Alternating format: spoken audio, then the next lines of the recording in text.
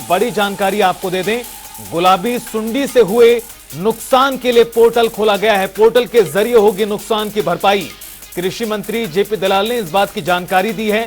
अक्षति पूर्ति पोर्टल जो सरकार चलाती है, उस पर जानकारी डालनी होगी किसानों को जिनकी कपास की फसल पर गुलाबी सुंडी का प्रभाव हुआ है, और उन किसानों को राहत पहुंचाने के लिए उन्हें तमाम जानकारी अपने खराबे की डालनी पड़ेगी अक्षति पूर्ति पोर्टल पर। और जानकारी के बाद कपास में हुए नुकसान को लेकर किसान जानकारी दे सकते हैं। 1 अक्टूबर से 30 नवंबर तक पोर्टल खुला रहेगा।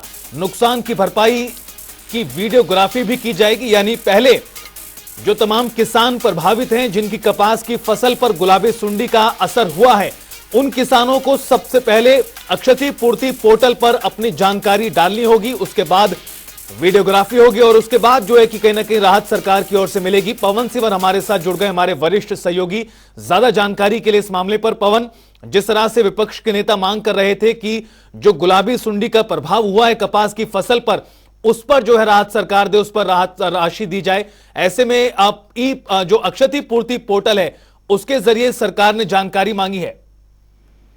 बिल्कुल, हरियाणा में कपास की जो फसल है उसमें काफी नुकसान गुलाबी सुंडी की वजह से हुआ है और पिछले काफी दिनों से अलग अलग जिलों में जो किसान हैं वो जिला प्रशासन को अपना ज्ञापन सौंप रहे थे और उनका जो नुकसान है उसकी भरपाई की मांग जो वो कर रहे थे। इसी बीच हरियाणा के कृषि मंत्री जेपी दलाल ने बुधवार को चंडीगढ़ में राजस्व और कृषि विभाग के अधिकारियों के साथ एक बैठक की। इस बैठक में कपास में हुए नुकसान को लेकर चर्चा की गई और इसके साथ ही मंडियों में जो फसल इन दिनों बिक्री के लिए आ रही है उसमें कई जगह जो दिक्कतें आ रही है, किसान की फसल का जो ब्यौरा है वो मेरी फसल मेरा ब्यौरा पे रजिस्टर्ड नहीं है, वो भी दिक्कत आ रही थी। इसके चलते कृषि मंत्री जेपी दलाल ने आदेश दिए थे कि जल्द से जल्द दोनों पोर्टल खोले जाएं, क्षतिपूर्ति पोर्टल भी खोला जाए और मेरी फसल मेरा ब्यौरा पोर्टल भी खोला जाए। तो मेरी फसल मेरा ब्यौरा पोर्टल आज से ही 3 दिन के लिए खोला गया है, जिसमें किसान अपनी बाजरे और धान की फसल की जानकारी अपलोड कर सकेगा ताकि मंडी में उसे किसी तरह की दिक्कत ना आए। इसके अलावा जो कपास की फसल में नुकसान है उसके लिए पोर्टल 1 अक्टूबर से खोला जाएगा और 30 नवंबर तक ये पोर्टल खुला रहेगा। इसमें किसान अपने नुकसान की जानकारी डाल सकेंगे, अपलोड जो है वो कर सकेंगे। उसके साथ जो विभाग की टीम है वो भी अपने स्तर पर वीडियोग्राफी करेगी और पूरा ब्यौरा जो है वो जुटाया जाएगा कि कपास की फसल में सुंडी से कितना नुकसान है।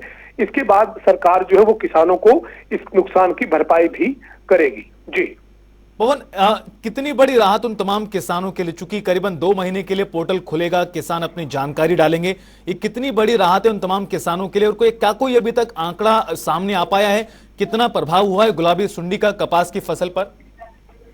देखिए, जो कपास की फसल है ये खासतौर पर दक्षिण हरियाणा में और राजस्थान के साथ लगता जो हरियाणा के जिले हैं, हरियाणा का क्षेत्र है, उसमें इस फसल की बिजाई होती है। सिरसा जिला है, फतेहाबाद है, हिसार है, भिवानी है, चरखी दादरी है, रेवाड़ी है, इन जिलों में जो है वो ये कपास की फसल की ज्यादा जो बिजाई है वो रहती है।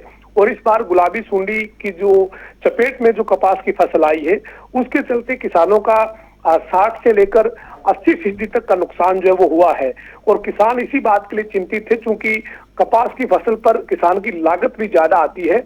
ऐसे में किसान को उम्मीद यही थी कि सरकार उनके लिए भरपाई करे और अब सरकार ने किसान के इस कपास की फसल के नुकसान की आकलन करके रिपोर्ट तैयार करने के आदेश दिए हैं और ई क्षतिपूर्ति पोर्टल खोल दिया गया है। ऐसे में किसानों के लिए एक बड़ी राहत है क्योंकि कपास की फसल में लागत के मुताबिक किसान जो है वो काफी ज्यादा खर्चा करता है और उस फसल में अगर 80% तक नुकसान कई जगहों पर है, 60 से 80% तक का नुकसान है, तो किसान के लिए एक बड़ा नुकसान था। और ऐसे में सरकार ने किसान की इस समस्या को देखा है और समझते हुए ई क्षतिपूर्ति पोर्टल खोलने के साथ साथ किसान को नुकसान के मुआवजे का भी भरोसा दिया है। जी, बहुत बहुत शुक्रिया पवन, तमाम जानकारी विस्तार से देने के लिए। तो निश्चित तौर पर एक बड़ी राहत उन तमाम प्रभावित किसानों के लिए, क्योंकि जिस तरह से जानकारी करीबन 60 से 80% तक गुलाबी सुंडी का प्रभाव पड़ा है कपास की फसल पर।